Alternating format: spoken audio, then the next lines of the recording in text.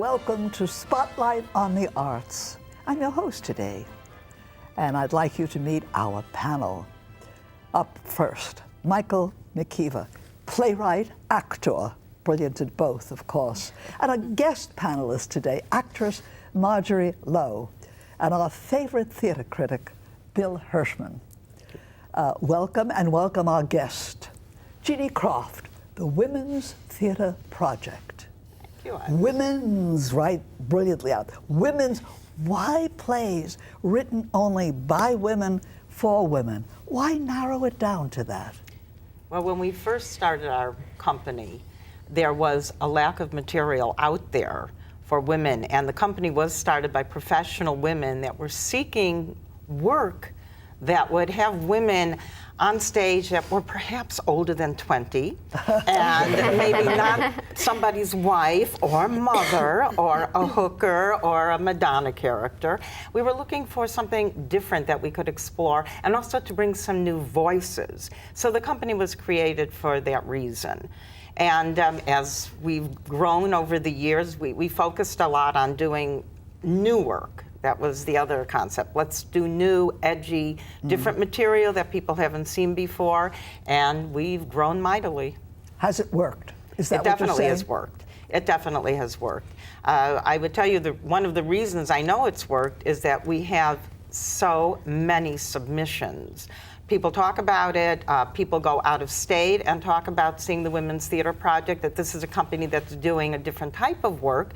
And because of course, the evolution of the internet, it's just exploded so that people don't necessarily have to send you something by snail mail. I would tell you every day I get a minimum of 4 to 12 new submissions. Wow. Plays I'm not written surprised by women. because the Dramatists Guild says they have 50% female writers. That's right. But there's a gap because I think But it's they don't 30%. write necessarily just for women. No, but there's only 30% being produced regionally of those writers. Why do you think there's that gap? There is a tremendous gap because the perception is that a show won't sell with only a female cast. Now, I would tell you, of course, it's changed because Broadway has changed a little, but it hasn't changed tremendously. And there's still that perception out there, even though women buy the tickets. The higher percentage of ticket buyers are women. 65%. Yeah, the perception by producers is that you need a show that has men in it. Right. And do they drag the men there, or the man come with? No, well, I think a little bit with our name as the Women's Theater Project, people sometimes think it's just for women, but our pieces are for humanity. They're You for say for everybody. everyone. They're for everyone. We focused on bringing that voice out, but we've definitely evolved and changed into different formats and concepts as time has gone on. And one of the things we wanted to do as well was to feature pieces by lesbian writers, because that was another voice that wasn't given a lot of opportunity on stage. And so we created a festival called Girl Play, in which we ask people to submit pieces that are about lesbians that are no longer than 10 minutes. And I would tell you, the last time we had over 180 pieces to go through. Oh, isn't that wonderful? Which is great. Jeannie, who is your audience base right now? Yes. Is it, I know you have a large lesbian following, and I know you have a large, I don't say normal, but your typical South Florida audience come as well. Who do you focus your plays to attract, and who is your audience? I would tell you we focus our plays to anyone who can buy a ticket. Because we definitely... They got a credit card. Yes, we want to survive. But we've never really had a specific focus group. It's not like we said, let's go after women's organizations because we need to find that group of people. We really wanted everybody. Our audiences, when we did surveys, were 50% men. Really? So people were interested in thematically checking out what we were doing. I think a lot of men may have come in the beginning because they thought they might see more of a burlesque type of production, but that certainly changed as time went on. That's interesting that you bring that up, and you were talking about the prostitute or yes, you know, yeah. I think it's just in September, the UK Actors Equity Association, which is our professional union, actually went to the government for an appeal to work on stereotypical casting on stage and screen. Yes. Do you think that's necessary here in the United States? I would tell you, hopefully, because it's artists that are doing it, we've moved away from that, but it still totally exists. And I mean, most of the plays that we get show the same old stereotypical roles for women, and so I think that's one of the reasons our organization has grown so much, and that so many people are drawn to writing for our company because they know we will look and experiment and try something different. Yeah. When you get a play, what do you look for in a play that really underscores your mission about plays for women? Yeah, well, we're for everybody. They're for About everyone. women. But For we're really looking for a captivating story that doesn't feature somebody cooking in the kitchen.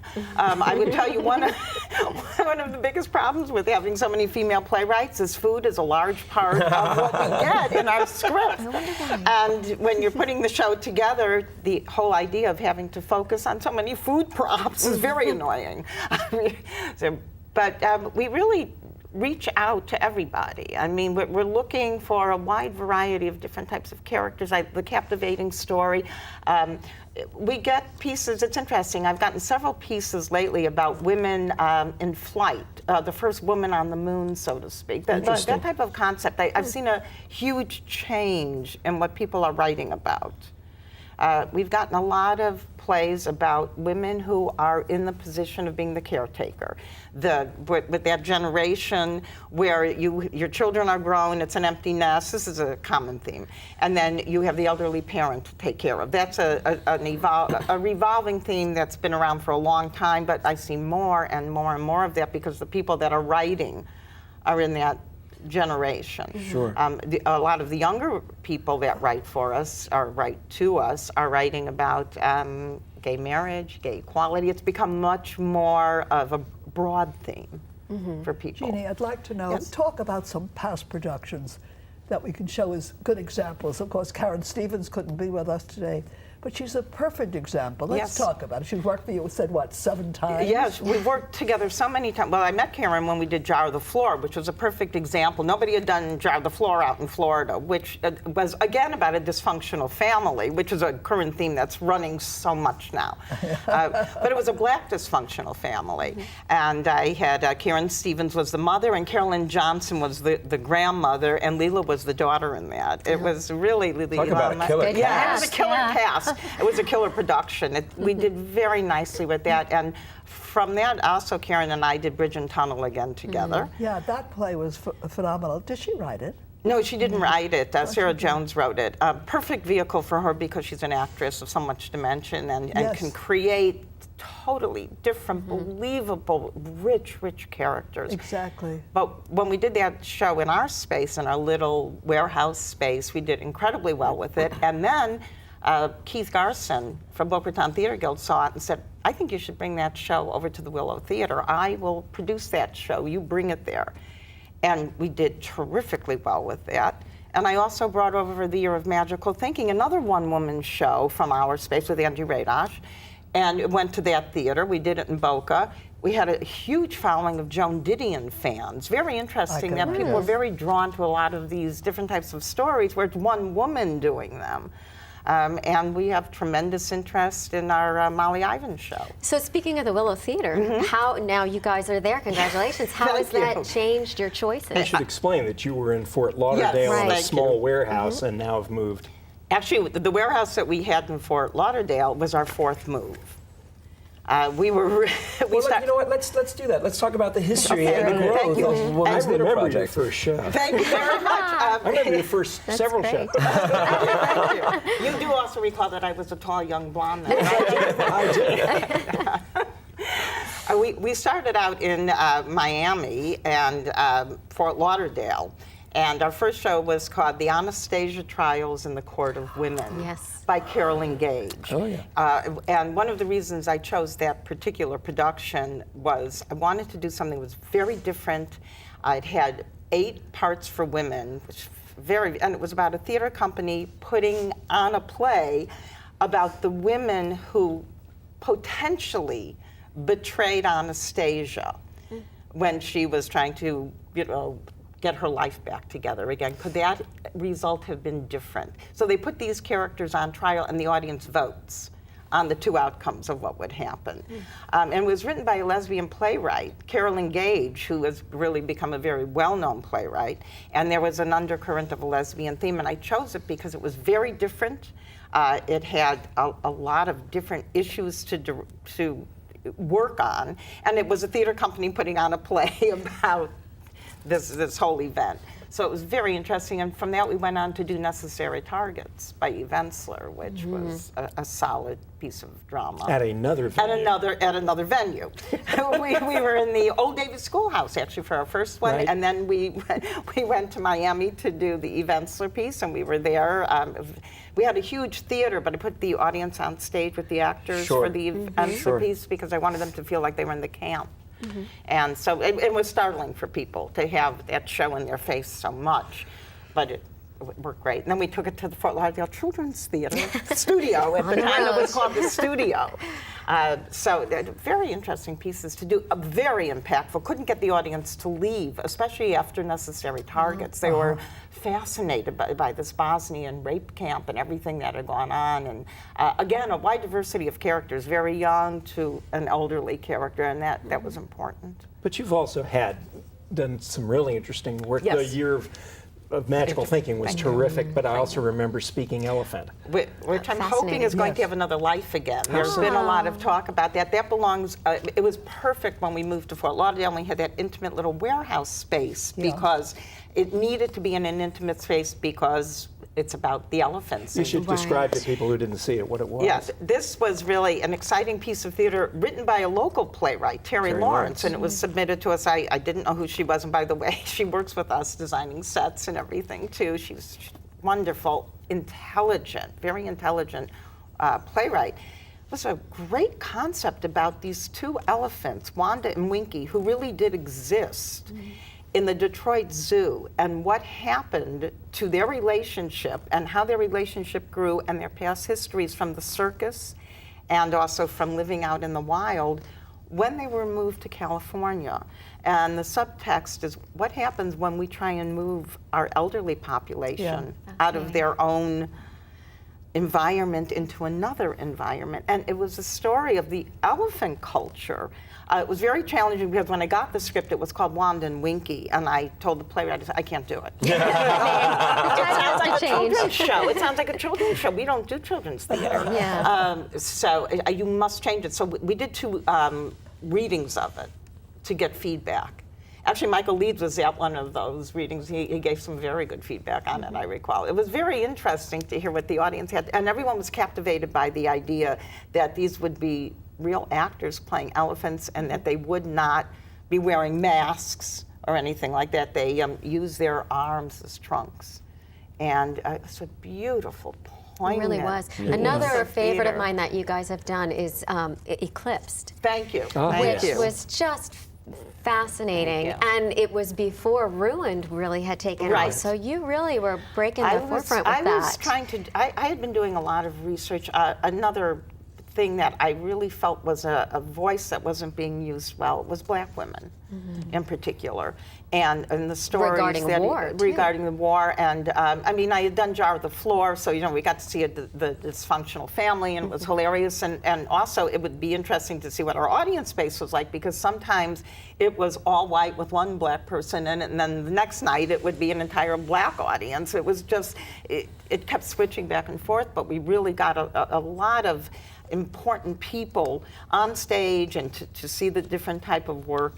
Eclipse came to me because I was doing research on looking for another show where it didn't make a difference really so much thematically what the piece was about, as long as I could really get a story about Black women working together. As it turned out, they didn't work together at all. They had very adverse relationships because they were trying to top each other in this war zone with who got to survive the best. How did you survive with your move? Oh, that's... Everybody follow you? Yes, I'll tell you something. I was very... Let's talk about the move. You're thank at you. the Willow Theater. I was very Boca grateful Raton. for how that actually came about, because we had already been to that Boca Theater, the Willow Theater, And things were at Six Star starting to be a little difficult to work there. There were several problems with the neighborhood. We had a lot of break-ins. Oh. We were outgrowing the space. Things were changing, and we were evolving. And it was hard to do anything bigger than like a 4 to 6 person cast show because the space was so small. So there were a lot of other needs that we weren't being able to meet. And I got a call from them. From the booking coordinator there, and she said, you know, you've been here a number of times and you seem to have a very nice audience following, and we're looking to really get a professional theater company here. That's a beautiful And theater. I too. can only So tell you how perfect the timing was, because we were already, it's like, this is going to be a 5th move. And so the timing was perfect. We were able to complete our season. We never lost a day. And we moved there and opened with Del Val Divas, another crazy piece. That's interesting as far as there are lessons there. Do you believe that your audience, as she said, has followed you, that your subscribers are willing to drive the extra 20 or 30 miles to go to a different venue? Because I think there's a lot of artistic directors out there who are going, I'm not happy with the space I'm in, but I don't know where to go. And even if they could find a place, they're worried that their audience won't get in the car and drive. So do you think they followed you, and if so, you know why? Yeah, I think I do. Based on a lot of feedback, which, you know, the lobby idea of being able to talk to your audience members ahead of time and that they identify a certain personality with the theater is very helpful, because they will ask you anything they want. You know, there's no limit. They'll ask you anything they want. But one of the, quote, complaints we used to get in our 50-seat theater was, I can't bring 6 to 8 or 10 people here because you're sold out, or there's not enough space, or it's not as comfortable as being, I mean, because, you know, I mean, we had nice chairs and they were cushioned and everything, but they weren't, quote unquote, theater chair. Everyone was up on platforms. It was, you know, it was like an off-Broadway little space. So I had a feeling that people would follow us because they were wanting to bring more people, and because it was a small space, many times people wouldn't make reservations ahead of time. They'd show up with 4 guests or 6 guests, especially in tourist season. And, oh, I wanted them to see this great little theater space. We have no room. There's nowhere to sit. There's nowhere to sit. So what happened is they did follow us, and now they started making reservations with larger groups. Now, we went from 50 seats to 155. I mean, it was scary. It was scary. And it also made us change a little bit how we would be doing some of our work, because we weren't certainly going to be able to always fill 155 seats with you know, new material that people never heard of. Well, what are some of those changes that you've made? Well, one of them, last year was our first season there, and so I, in particular, went for a piece that would introduce people who didn't know us by doing a show that had all women in it and a fun title, Del Val Divas. So everyone wanted to see the divas, so that was fun. And it was an interesting piece. And then we did The Interview, which was a show we had done before, and people had asked for again, as they asked for Speaking Elephant and they asked for Bridge and Tunnel again. It's just interesting. People will come back 2 and 3 times.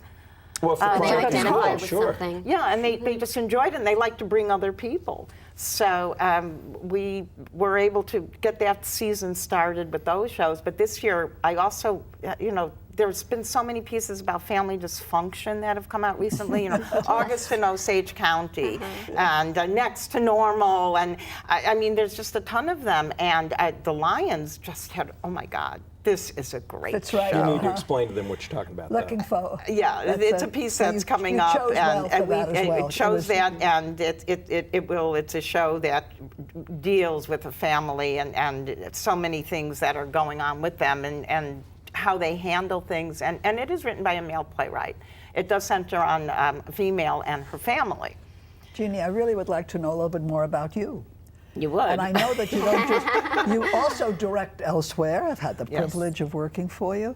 And yeah, let's. A little bit more about me, you mean A on the little bit more personal about level? I Genie want to Croft. ask you about being a female director and the Okay. challenges of that. I mean, it's really, you don't see a lot of them. In fact, in our community, we have a higher percentage, which I'm quite proud Good of. question. Yes, thank you. Than you That's do see in New important, York. you know? I mean, Julie Taymor only was the first to win A Tony for Absolutely. director, and that was only 1998. Okay, a lot Yeah. of questions in one. Go. Okay. Okay. When I first started out in directing, and all directors have to come from the other side, you have to have had the background of being on stage and doing all those different things. At least that's my opinion, because how can you possibly direct if you don't know what it's like to be terrified a second before you have to go on stage and all those lines go out of your head? So, Like here. Yeah. We've all been there. We've all been there. Well, when I first started out, people would say to me, I came into audition, where's the director? And I would say, I'm the director. And they said, Really? no, I'm talking about the real director. And I would say, no, this happened. Ouch. And I'd say, These are well, other women? women and men. And I would say, well, I'm not the fake director. I'm telling you, I am It's the me. director of the show. So it is me. And so there was a definite prejudice. And then people would say to me, well, you work so much at night. Does your husband let you do the? And because I've been doing this for a while, and there was a definite stereotype and a definite prejudice against a female director. But what led you here? Led you to that point even of being a director? It had to start somewhere. It actually started in college when I was on stage, and I kept thinking, I don't think the stage picture feels right. So I kept adjusting. And so the director came over to me and said, have you ever thought about directing? I mean, I was, of course, an acting major. We're all in theater for that purpose usually. And she said, it might be something that you have an innate calling for. You should think about it. So the first show I ever directed was A Christmas Carol. So what advice would you give to someone starting out, a female director, with these challenges that still exist? Well, I think it's definitely changed. I mean, thankfully, times have changed, in so many ways, and things are more liberal, thank you, as time goes on. But just like you say to anyone who wants to pursue acting, if it's your dream, stay with it. Just keep working. I think there's a lot to be said about interning and volunteering. I think it's important to go to a lot of theater and be seen at theater and take notes to see what's the different styles that I'm watching on stage and what's working here and what's not working here, and just like an actor would do. And as you said, with your relationship with the playwright for Elephant Speaking, a lot of female directors seem to be making alliances with writers now. Yes, and that's rising very up with important. them. It's very important. If we don't encourage those voices, how are we going to get new work? Michael McKeever. Genie, the Willow Theater, we keep mentioning the name. We'll bring up the website and everything, of course, for you. But why don't you tell everybody where it is, and as beautiful as it is, it really is a beautiful theater. This is a unique theater in the sense it's inside of a community center. It's on Military Trail, very close to town center, so you can go shopping in between. And so it's got a huge park. It has a carousel. Sugar Sand Park. Sugar Sand Park. And it has a tremendous community center inside where they have classes and classrooms and activities going on. And they built this beautiful theater space inside of the community center. And it's really lovely, and it's a full theater with a nice backstage and nice lobby and everything. And they run it. They do run that theater space. Other companies come in and use it. It's not a playhouse. So that's a little bit of a I love working drawback. there, and I love working for you, Genie. Thank you. Worked Thank out you. very well. And you have an affiliation with the other company, do you not? Yeah, now? Boca Raton Theater Guild. right. We actually came together and put a season together so that people could see that there are professional companies that are rooted there. And we really want them to allow us to grow and do more than a few shows a year. What about your board of directors? I know you have one. Yes. All those women. Well, it's actually a small group. It's really 5 of us and we're a working board. We do everything. And I have to say, the producing element of our company now, Jacqueline Laggy, who's going into several pieces of theater lately, has done a monumental job of us moving there and keeping the company going. And it's scary. One of the scariest things that happened to us was leaving Broward County and moving to Palm Beach County. You were talking about the move. We had to give up our grants. And that was very impactful. More than the audience base or anything like that was giving up the grants. And we had to because we were changing counties. And it takes a much longer time to get into the grant cycle in Palm Beach County, as I'm sure you all know. And it's frightening not to have the grants. That's the scariest part. Well, what is the future? What do you see for tomorrow for the Women's Theater Project? Oh, I see us just growing and expanding all over the place, possibly taking the pieces, out of state. Nice. And I'm just so delighted that other companies are looking to bring in the shows that we've done before so that new audiences can see them and be part of them. I think theater has such an exciting opportunity here as long as we're passionate and we care and we take good care of the work we're doing, which is so important. What do you mean by that? Take good care. And not just sell it out. Not just sell it out because this has wide commercial appeal. Take good care of our upcoming artists and our working actors. I'm very much about please employ the people that work in Florida. I think it's essential, and I really take a lot of pride in the fact that I've done that and given the opportunity to many people in a professional capacity that weren't seen before, and that way other theaters could see them on stage working with us. It's essential. Agreed. Yeah, absolutely. Well, I think you were very brave. Women's Theater Project, just the title alone, could scare off a lot of men. It did. But you made it work, and whenever I've gone, there were many men in the audience, and so I know your following is very good. Bill, you will have No, I something was to just say. going to say, one thing you've done is that you've changed your casting policies in that you mentioned the interview. When I first saw the interview, it was for women. And when you did the interview the next time, there was a male in the cast, and that you said, I think, was because you have intentionally broadened your casting policies. Absolutely. Thank you for It is bringing that up. intentional, but I'm unfortunately, we don't have any more time. So much to talk about. Oh, I'm glad I got it in there. So tune in next week and Or go to the theater, even Or go better, to and the find out theater. yourself. No, Genie has been with me before on my shows, and this is a little bit different, Genie. Yeah, I love this You've been one. attacked by No, not at all. Not at all. I've worked with all of you. It's wonderful. Yeah, I hate to use that term. But I'm glad that you're going on and progressing. Genie, thank you so much for joining us today. Very enlightening. Women's Theater Project. That says it all. Again, I say very brave, very, very brave. And I want to thank my panel as we have so much fun here every week. I want to thank the audience especially. And I urge you to go to the theater, and I urge you to continue to watch us every week right here on Spotlight on the Arts. Don't forget to find out what's happening in the theater. Just go to floridatheateronstage.com.